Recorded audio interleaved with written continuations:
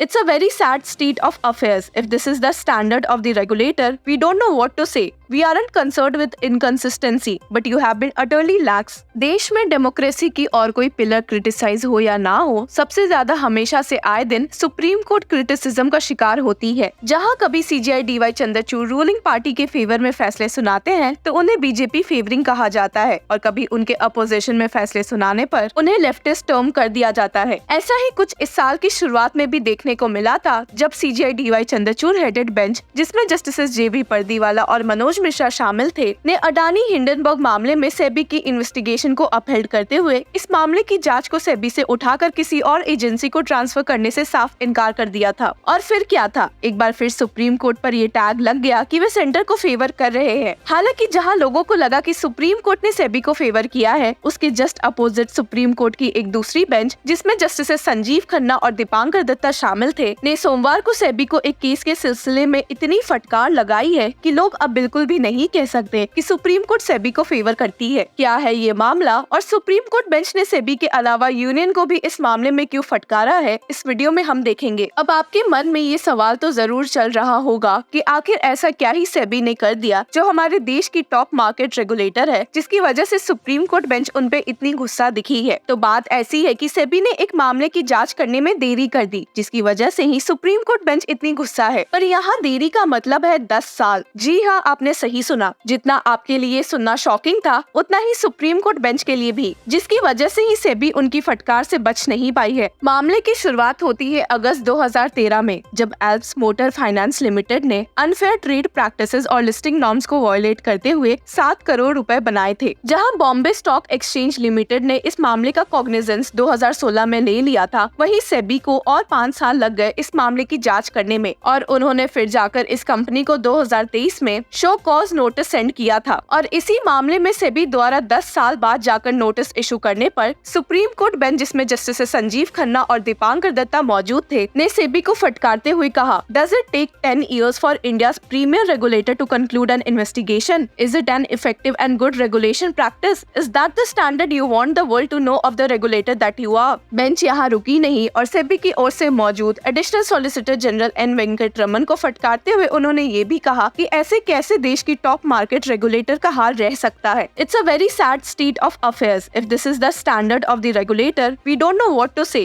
We aren't concerned with inconsistency, but you have been utterly lax. SEBI से इस मामले में डिले की पूछताछ करते हुए सुप्रीम कोर्ट बेंच ने उन्हें फिर से डांट लगाते हुए कहा, Why did you take around 2 years to start the investigation after BSE flagged it? And what did you do between 2018 and 2022? You issued a show cause notice in 2023. Is this what's expected from a good regulator? We can't keep on accepting your lethargy. Supreme court bench ने इस मौके पर यह भी add किया कि शायद इस मामले में सेबी के कुछ ऑफिसर्स भी अक्यूज्ड कंपनी के साथ शामिल है और उनकी मदद कर रहे हैं। It takes 18 months for you to start an investigation which takes another 50 months to complete. This is wrong. Your officers must be taken to task. This was done to help them the company. हालांकि ASG Venkataraman ने इस मौके पर सेबी को defend करते हुए कहा कि 100 से भी ज्यादा केसेस पर सेबी उस वक्त नजर रख रही थी और इसी के साथ कई पॉलिसी चेंजेस में भी एक्टिव रोल निभा रही थी। ASG वेंकटरमन ने एक और रिपोर्ट का जिक्र किया जो कि सेबीज एग्जीक्यूटिव डायरेक्टर इन्वेस्टिगेशन द्वारा पिछले साल जमा किया गया था, after holding an inquiry into the episode as directed by the court in October last year. हालांकि इस रिपोर्ट का जिक्र करते हुए सुप्रीम कोर्ट बेंच ने फिर से सेबी को फटकार दिया और उनके द्वारा सबमिटेड रिपोर्ट पे भी सवाल उठा दिए and stated, your report is an absolute cover up and looks like some officers are complicit in all this. You should take action against the officers. They will have to be pulled up. Bench ने आगे ये भी बोला कि ASG Venkataraman को union finance ministry के appropriate authorities तक ये बात ले जानी चाहिए कि सुप्रीम कोर्ट बेंच सेबी के इस कंडक्ट से कितनी नाराज है और एक सही कदम अब लिया जाना चाहिए। Bench stated, it's not right. What happened to the directors of the company after 2014? Why were there no proceedings against them after 2014? The ministry should conduct an inquiry. In some cases, you proceed fast and in others, you don't proceed at all. We can see that. Supreme court ने सेबी को इतनी फटकार और डांट सुनाई जब उन्होंने उनकी अपील को डिसमिस कर दिया against a July 2023 order of the Securities Appellate Tribunal quashing the penalty of ₹6 lakh on the company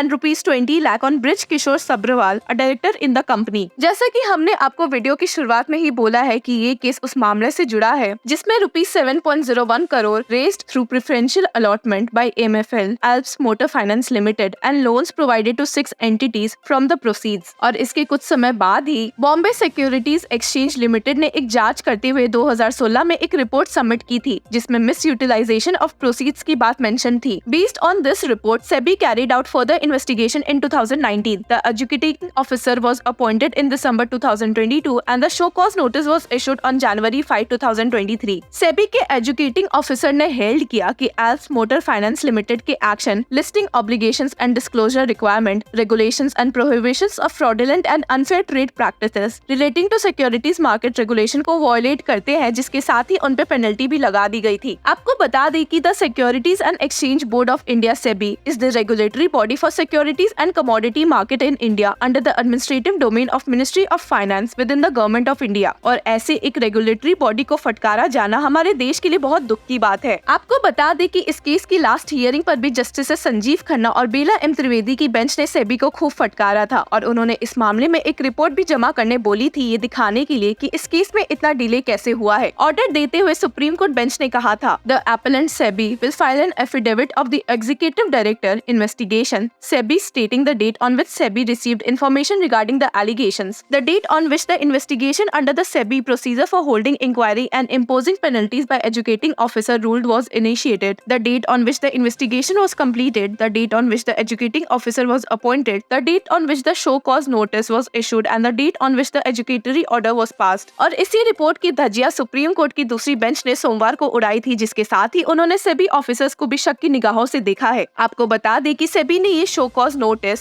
Alps motor finance limited को जनवरी 2023 में किया था, जिसके बाद मई में SEBI imposed a fine of ₹41 lakh on AMFL and Brij Bhushan Sabharwal, the company's former full-time director, and Himanshu Agrawal, former non-executive and non-independent director, for misutilizing funds collected from the preferential allotment। Amit Kapoor, जो कि इस मामले में सेबी के educating officer थे, ने state किया था, there is a clear pattern in which it is seen that the majority of the loans granted have not been repaid, given without due diligence, were not aligned with objects of the issue and were granted in a lackadaisical manner, without taking necessary steps to ensure that the investors' money already at deviation from the objects of the issue was invested prudently। अब देखना ये है कि इस मामले में supreme court bench के orders पर SEBI union ministry of finance से क्या डायरेक्शंस लेती है। तब तक के लिए कीप फॉलोइंग लॉ चक्रा।